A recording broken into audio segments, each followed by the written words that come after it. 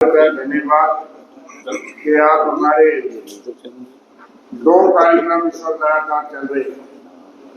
आप जैसे जानते हैं कि अखिल भारतीय कांग्रेस कमेटी के दिशा निर्देश के अनुसार आज देश भर में प्रदेश कार्यकारिणी की मीटिंगें 22 अप्रैल को हो रही और उसका कार्यक्रम चल रहा है। करा साहब, हमारे विवेक साहब और बाकी सारे पार्टी के साथी, हमारे पदाधिकारी और इम्पोर्टेंट लोग, कार्यकारिणी तो है नहीं, जो हमारे वरिष्ठ नेता है वो सारे जो है वो उस मीटिंग में जो हमारा कार्यक्रम अभी ये आपको बताएंगे और वो 40 दिन का जो अभियान का ऐलान हुआ है कॉन्स्टिट्यूंसी लेवल तक जाने का, संविधान बचाने का, और हमारे लोकल भी जो इशूज है उस पर कार्यक्रम करेंगे।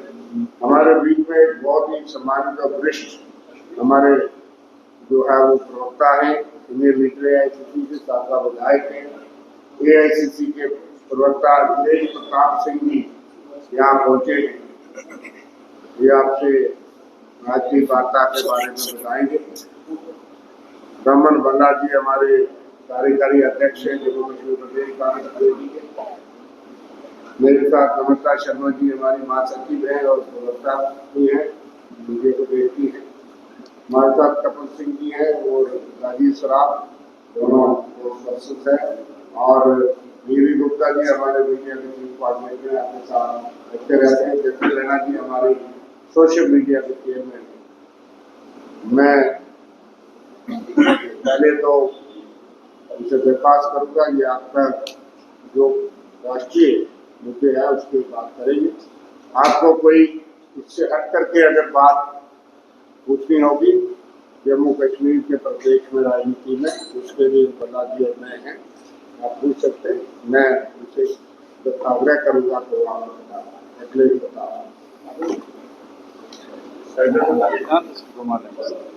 हो जाएगा, इसको ऐसा कर देंगे ना। धन्यवाद शर्मा जी, कुछ ज्यादा लग रहा है, आवाज कम होगी। मेरी आवाज मिल रही है आप लोगों को ना? आप सबको पहले मेरा प्रणाम। एक बार और मैं पहले आप लोगों के बीच में आया था और फिर एक बार पार्टी ने आप लोगों से बात करने का अवसर दिया है। हमारे प्रवक्ता जी शर्मा जी, हमारे रमन भल्ला जी, सचिन जी, मिसेस शर्मा जी, हमारे सब प्रदेश कांग्रेस के वरिष्ठ नेता, आज का जो प्रेस कॉन्फ्रेंस हम यहाँ आए हैं जम्मू में, ऑल इंडिया कांग्रेस कमेटी ने पूरे देश के लगभग 57 स्थानों पे 57 प्लेसेस पे प्रेस कॉन्फ्रेंस ऑर्गेनाइज की है 21 से लेकर के 24 तारीख के बीच, और उसमें देश के हमारे पार्टी के वरिष्ठ नेता गए हैं। और वो मुद्दा है, आप सबको पता भी है, काफ़ी ज्वलंत मुद्दा है। नेशनल हेराल्ड केस में जिस प्रकार से प्रताड़ना की जा रही है मोदी जी की सरकार के द्वारा, हमारे वरिष्ठ नेता आदरणीय सोनिया जी, राहुल जी और कांग्रेस का नेता, उसी के बारे में सच्चाई तो सबको पता है, लेकिन कुछ बातें और बताने के लिए हम लोग पूरे देश में गए आज। उस सिलसिले में पार्टी ने हमें जम्मू निर्देशित किया, हम यहाँ पे आए आप लोगों के बीच में। अभी जो उसके फैक्ट्स हैं नेशनल हेराल्ड के और उसके ईडी के रिगार्डिंग्स, वो एक आपको रिटर्न प्रेस नोट भी मिल जाएगा, उसमें विस्तृत जानकारी दी गई है। उसी पे हमारी आज की वार्ता है। देखिए, जब से मोदी जी आए इस देश में, लगभग पिछले 10 वर्षों से, उनका जो ईडी कार्रवाई कर रही है उसमें किसी ने भी कभी भी कोई कंप्लेंट नहीं की, किसी ने FIR नहीं की है, चाहे वो व्यक्ति हो चाहे किसी संस्था ने। ये नहीं कि किसी विभाग ने ही कहा हो कि इसमें जांच के लिए, वो अपने आप शुरू कर देते हैं। पहले भी शुरू किए थे, वो बंद हुई, जांच एजेंसियों ने बंद की, नहीं कि सरकार की जांच एजेंसियों ने बंद की। और ये कोर्ट से कोई दम नहीं इसमें, कोर्ट से समाप्त हो जाएगा, लेकिन परेशान करने की कोशिश कर रहे हैं। वो सिर्फ इसलिए परेशान करने की कोशिश कर रहे हैं कि उनके जो गैर इरादे हैं इस देश में,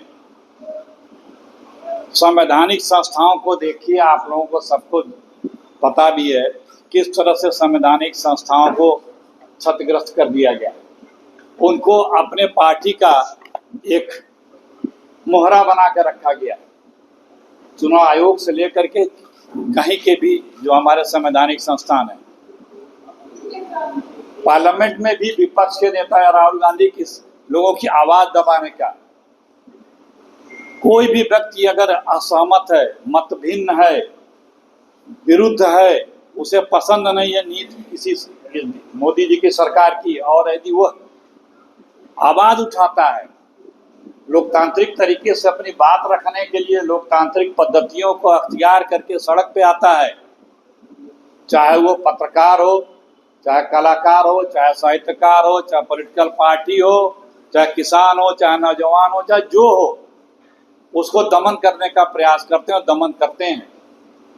उसमें अलोकतांत्रिक तरीके से उसकी प्रताड़ना करते हैं, झूठे मुकदमे लगाए जाते हैं, जेल में डाले जाते हैं, उन्हें खालिस्तानी, पाकिस्तानी, चीनी और पता न क्या क्या करके देशद्रोही सब बताया जाता है। लेकिन मोदी जी को गलतफहमी है कि ये देश उनसे डरने वाला है या देश के लोग ये डरने वाले हैं। पूरा देश कांग्रेस के नेतृत्व में लड़के जो जिन लोगों ने आज़ादी लाई, वो इनसे डर के इनकी मंशा को क्या कभी कामयाब होने देंगे? कभी नहीं। इसीलिए आज वो परेशान हैं। आरोप लगाते हैं कि नेशनल हेराल्ड की संपत्ति ले ली। नेहरू जी ने अपनी 99% संपत्ति आजादी के बाद भारत राष्ट्र को समर्पित कर दी थी, और आज के तारीख में उनकी संपत्ति की कीमत 5 से 8 हजार करोड़ रुपए है। जिस परिवार का हर व्यक्ति, कोई व्यक्ति ऐसा नहीं था, 12-14 साल के भी बच्चे बच्चियां जंग आजादी में जेल गए, 12-13 साल जेल काटा नेहरू जी ने। वो परिवार पे इस तरह के ओछे आरोप लगाना, ये दिखाता है कि ये लोग किस लेवल पे जा करके लोगों के ऊपर कीचड़ फेंकने का काम करते हैं। और ये भी आप लोगों को पता होगा, क्योंकि सब चीजें मीडिया के माध्यम से सब जगह पहुंच रही हैं, आ रही हैं। ये जो कंपनी बनी है यंग इंडिया, ये धारा 25 जो अब 2013 के कंपनी एक्ट के तहत अब धारा 8 है, उसमें बनी थी। उसमें नियम ये है कि उस कंपनी के एक भी पैसा उसके शेयर होल्डर या जो काम कर रहे हैं उसमें बोर्ड में है, वो एक भी पैसा उसका उपयोग नहीं कर सकते हैं, उसके गाड़ी घोड़ा भी यूज नहीं कर सकते हैं, उसका कोई सुविधा भी नहीं ले सकते हैं। सिर्फ उसको रखवाने के लिए ये कमेटी है। तो और आज तक एक पैसे का ट्रांजैक्शन नहीं हुआ है, 1 रुपए की लेन देन नहीं हुई है, न किसी को पेमेंट हुआ, न भुगतान हुआ, न किसी को उसका कोई फायदा दिया गया है। तो जब कोई लेन देन ही नहीं हुआ, कोई पैसा ही नहीं निकला, ऊपर से ये संपत्ति लूट इधर उधर न चली जाए, उसके लिए नियमानुसार, ये नियमानुसार ही ट्रस्ट बना है, कंपनी लॉ के एक्ट के तहत बना है, उसमें भी कोई अनियमितता नहीं है। कोई ये नहीं बता रहा है कि अनियमितता क्या हुई है, कोई ये नहीं बता रहा है कि कंप्लेंट क्या है, कोई ये नहीं बता रहा है कि वित्तीय अनियमितता क्या हुई है। तो इसे तो और सुरक्षित रखा गया और ये पूरे राष्ट्र की संपत्ति हो जाती है इस नियमों के तहत। लेकिन उन्हें तंग करना है इस परिवार को। उनकी गलतफहमी है, कोई डरने वाला नहीं है। ये कांग्रेस का वो परिवार है जिसने शहादतें दी हैं। कई लोग इस परिवार में शहादत दिए हैं, गोलियां खाई हैं, अंग्रेजों के समय जेल गए हैं, अपना सब कुछ न्यौछावर किया है। देश के लिए आए हैं ये लोग, इस परिवार के लोग। और जो कांग्रेस के हमारे जितने भी सदस्य हैं वो अपने लिए नहीं है। तो इन्हीं सब बातों को आज रखने आए थे आपके बीच में। सिलसिलेवार मैंने रखा भी कि किस प्रकार से न कोई अनियमितता हुई, न कंपनी बनाने में कोई अनियमितता हुई, न किसी ने कंप्लेंट किया, न कोई पैसे का लेन देन हुआ, किसी प्रकार की कोई आज तक अनियमितता बता ही नहीं रहा। और अपनी संपत्ति जो खुद सबको दे दे। अपने तो कहते हैं मैं चाय वाला हूं, सोने से जड़ा सूट पहनते हैं। जिसके पास सब कुछ था, हजारों करोड़ की संपत्ति उसने सब दे दिया, उस पर तो हमत लगाते हैं, आरोप लगाते हैं।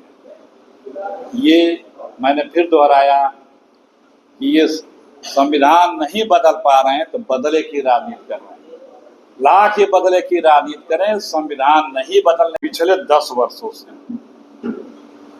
उनका शुरू से पहले दिन से प्रयास है कि संविधान को बदला जाए, संविधान को बदला जाए, लोकतंत्र को और आरक्षण को समाप्त किया जाए। ये 3 बड़े इशूज पे वो 10 वर्षों से काम कर रहे हैं और उनकी मंशा है कि ये किया जाए, लेकिन उन्हें कामयाबी नहीं मिल पा रही है। उसका कारण ये है कांग्रेस पार्टी, सोनिया जी, राहुल जी और हमारे कांग्रेस के वरिष्ठ नेतागण। क्योंकि ये कांग्रेस पार्टी जिसने देश को आज़ादी दिलाई है सबके साथ मिलकर के, वो और इस देश के लोग कभी ये नहीं चाहेंगे कि बाबा साहब और कांग्रेस के द्वारा, नेहरू जी, गांधी जी के द्वारा अडॉप्ट किया गया जो हमारा संविधान है वो कोई बदल पाए। और ये संभव भी नहीं है, कांग्रेस ऐसा होने भी नहीं देगी। तो संविधान नहीं बदल पा रहे हैं तो वो बदले की राजनीति कर रहे हैं।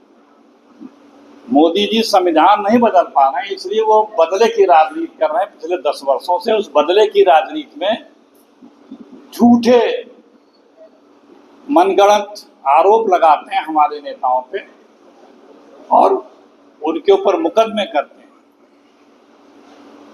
उसी क्रम में ईडी ने सोनिया जी और राहुल जी के ऊपर नेशनल हेल्थ प्रकरण में मुकदमा दर्ज किया, चार्जशीट लगाई। आप लोगों के संज्ञान में मैं लाना चाहता हूं कि इसी ईडी ने इसी मामले में, इसी नेशनल हेल्थ मामले में 2015 में अपना क्लोजर लगा दिया था। सारे डिपार्टमेंट ने जांच कर चुकी थी, कहीं कोई अनियमितता नहीं पाई गई। उसके बाद अचानक फिर जांच शुरू हो जाती है। ये समझने की आवश्यकता है कि राहुल जी के पीछे, सोनिया जी के पीछे क्यों इतनी बुरी तरह से अनीति के तहत गैर कानूनी तरीके से मोदी की सरकार पड़ी रहती। राहुल जी की तो सदस्यता तक के लिए सजा तक सुना दी गई थी, उनकी सदस्यता भी बीच में चली गई थी। बाद में न्यायपालिका ने, उच्चतम न्यायालय ने न्याय किया, उनकी सदस्यता वापस आई। राहुल जी सदन में बोलते हैं तो माइक म्यूट कर दिया जाता है, भाषण उनका स्पंज कर दिया जाता है, लोकसभा की टीवी के कैमरे घुमा दिए जाते हैं, झूठे अनर्गल आरोप लगाए जाते हैं। ये क्यों? ये सिर्फ इसलिए कि इस परिवार को डराया जाए, कांग्रेस पार्टी को डराया जाए। लेकिन भूल रहे हैं वो अंग्रेज जो इस देश पे हुकूमत करते थे, कांग्रेस पार्टी का नेता, नेतृत्व, कार्यकर्ता और ये देश उनसे जब नहीं डरा, अंग्रेजों से, और उनसे लड़ करके आज़ादी ली, तो ये उनके गोरों से नहीं लड़े तो उनके छोरों से क्या हम लोग डरेंगे? तो ये भ्रम में है। तो ये जो संविधान न बदल पाने के कारण